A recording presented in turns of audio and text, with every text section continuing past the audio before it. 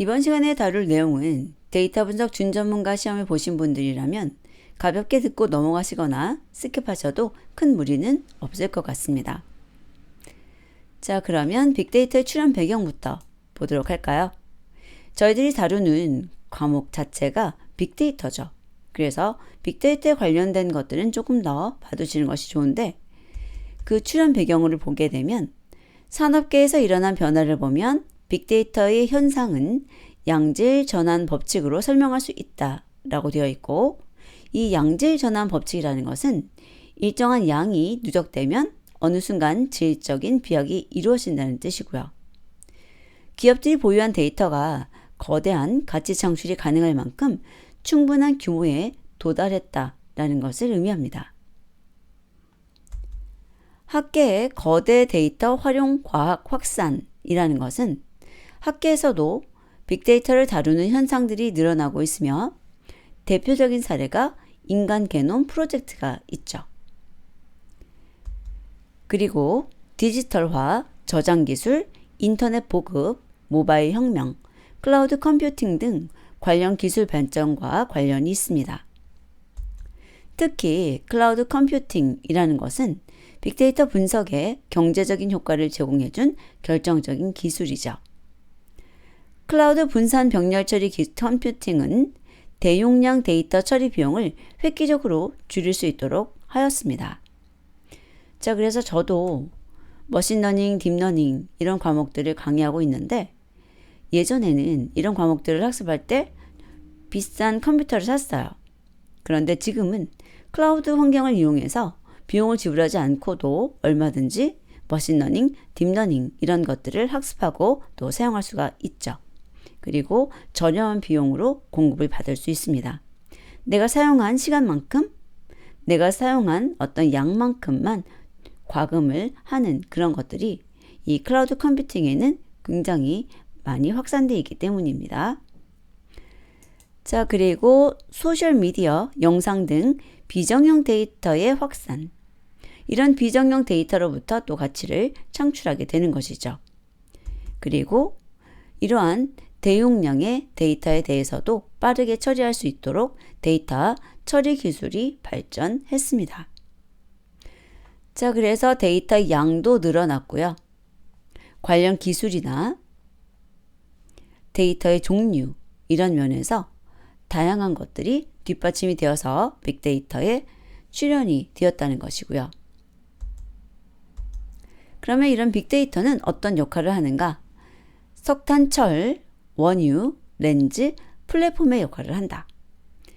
먼저 석탄과 철이라는 것은 빅데이터는 석탄과 철이 산업혁명에서 했던 역할을 지금의 제조업뿐만 아니라 서비스 분야의 생산성을 획기적으로 끌어올려 혁명적 변화를 가져올 것으로 기대된다. 데이터 분석 준전문가에서 이거 관련해서 문제가 종종 나오는데, 생산성이 높아졌다. 이거 기억하시면 되는 거고요. 원유라는 것을 보면 각종 비즈니스, 공공기관, 대국민 서비스, 경제 성장에 필요한 정보를 제공해서 산업 전반의 생산성을 향상시킬 것으로 기대된다. 석탄과 철하고 똑같이 원유에서도 생산성 향상이죠. 그래서 여기는 서비스 분야의 생산성, 산업 전반의 생산성 향상 이렇게 나오고 있고요. 렌즈라는 것은 현미경이 생물학 발전에 미쳤던 영향만큼 데이터가 산업 전반에 영향을 미칠 것이다. 특히 구글의 엔그램 뷰어라는 것을 통해서 수천만 권의 책을 디지털화했다는 것 같이 연결해서 알아두시면 좋을 것 같습니다.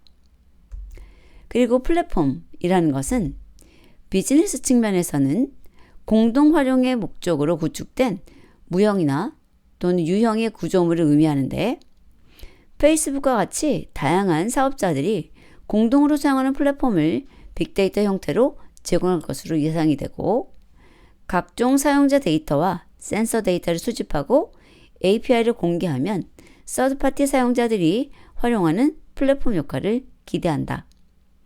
자, 데이터를 갖고 있는 곳에서 포털 사이트 같은 것, 특히 저희 나라는 뭐 네이버가 될 수가 있겠죠. 그리고 구글도 될 수 있고요. 이런 곳에서 데이터를 모아놓고 필요한 데이터를 쉽게 가져가고 가공할 수 있도록 API, 즉 도구를 제공하는 거예요. 자, 그러면 네이버하고 구글에 대한 API를 좀 살펴볼까요? 보시면 구글에 대해서 Play Developer API라고 나와 있죠.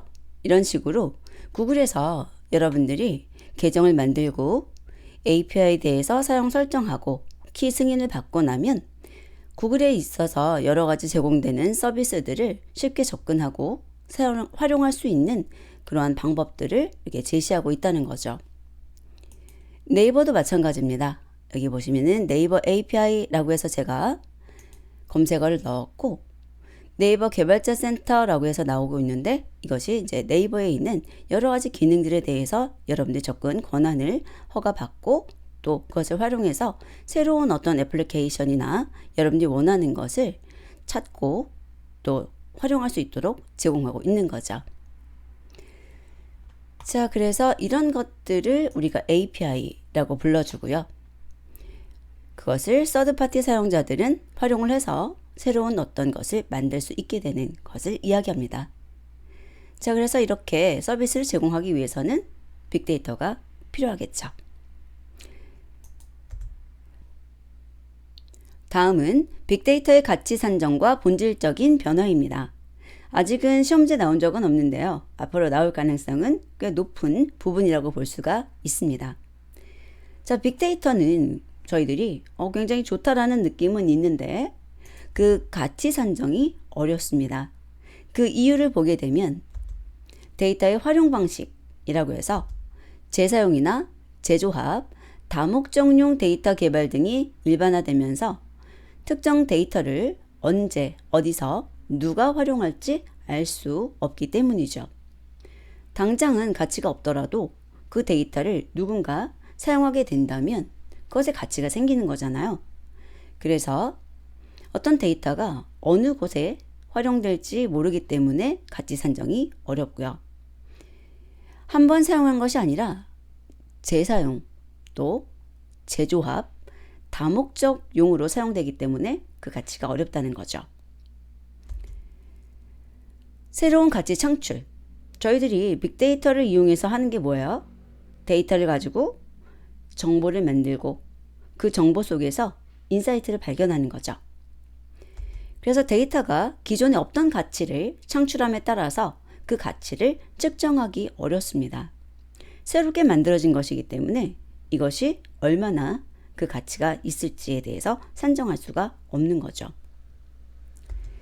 분석 기술의 발달. 분석 기술의 발달로 지금은 가치가 없는 데이터도 새로운 분석 기법의 등장으로 거대한 가치를 만들어내는 재료가 될 가능성이 있다는 거죠.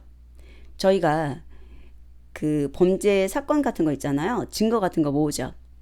그런데 그 증거에 대해서 활용할 수 없는 것들이라도 모아두는 이유는 나중에 그런 것을 가지고 발견할 수 있는 분석 기법이 만들어질 수 있다라고 생각하는 거잖아요. 그리고 왜 냉동인간 뭐 이런 거 있죠. 지금은 그 질병이 아직 사람에게는 극복하기 힘든 것일지 몰라도 나중에는 극복할 수 있을 거야. 그래서 나중에 내가 깨어나서 치료를 받아야지. 이런 마음이잖아요. 그런 것처럼 이 빅데이터라고 하는 것은 활용되는 방법도 다양하고 그것이 새로운 가치를 만들고 또 앞으로 새로운 분석 기법이 등장했을 때 재료로 사용될 수 있는 것이기 때문에 그 가치 산정이 어렵다고 하는 것입니다. 여러분께서도 여러분들만의 데이터를 좀 모아두시면 그것이 어떠한 효과를 가져올지 아무도 몰라요. 저도 사실은 강의를 계속하면서 데이터를 모아두는 것이 중요하구나. 내가 새로운 것을 만들어내고 가지고 있는 것이 굉장히 중요하구나 느끼고 있거든요. 그래서 여러분께서 또 한번 모아보시고요. 빅데이터가 만들어내는 본질적인 변화. 자, 이 부분도 굉장히 중요합니다. 기존에는 저희들이 사전 처리라는 것을 했고 그것이 이제 사후 처리가 되었다는 것인데요. 사전 처리라는 것은 데이터를 모을 때 어떻게 하는 거냐면 양식을 만들어요. 그래서 거기에 이름, 나이, 키 뭐 이런 식으로 내가 원하는 정보, 앞으로 데이터 분석을 하는데 필요하다고 하는 정보를 수집하는 겁니다. 자, 그런데 사후 처리라고 하는 것은 일단은 모을 수 있는 데이터는 다 모으는 거예요. 여러분들이 브라우저에 접속해가지고 클릭을 한다던가 아니면 어떤 페이지를 몇 초 동안 봤다던가 뭐 이런 것들도 다 수집하는 거죠. 내가 어떤 키워드를 입력해 봤고 그 키워드를 누른 다음에 어떠한 것을 또 클릭했는지 이런 것까지 다 수집해 보는 거예요. 그리고 그 안에서 숨은 정보를 찾아내는 거죠. 그래서 모든 것을 다 수집하고 나중에 그 중에서 필요한 것을 뽑아서 쓰겠다. 이것이 사후 처리입니다. 사전 처리는 내가 필요한 것을 미리 정하고 그것에 대한 정보만 수집하겠다. 이런 것이고요. 자, 그리고 표본조사였던 것이 전수조사가 되었다는 거죠. 왜냐하면 데이터 수집에 대한 비용이 굉장히 컸기 때문에 표본조사하는 것도 힘들었어요. 자, 그런데 이제는 데이터 수집의 비용이 감소하고 방법도 굉장히 많아졌죠. 그러다 보니까 전수조사가 가능해졌다는 겁니다. 물론 모든 분야에서 그럴 수 있는 것은 아니지만 그런 방향으로 가고 있다는 거고요. 질적인 부분을 중요시 여겼다면 이제는 양적인 부분을 중요시 여기죠.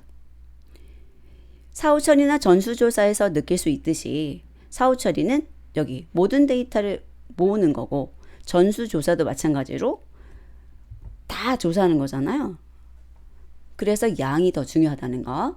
그리고 인과관계를 밝힌다. 뭐가 앞이고 뭐가 뒤냐. 누구 때문에 무엇이 됐느냐. 이런 것을 얘기했던 부분이 이제는 상관관계. 누구랑 누구랑 관련이 있어. 그 관련이 얼마나 커. 이런 것들을 이야기하는 거죠. 그래서 사후처리, 전수조사, 양, 상관관계. 이 네 가지 단어가 빅데이터가 만들어내는 본질적인 변화를 나타냅니다. 자, 그러면 여기에서 강의 잠깐 멈추고요. 또 다음 시간에 뵙도록 하겠습니다.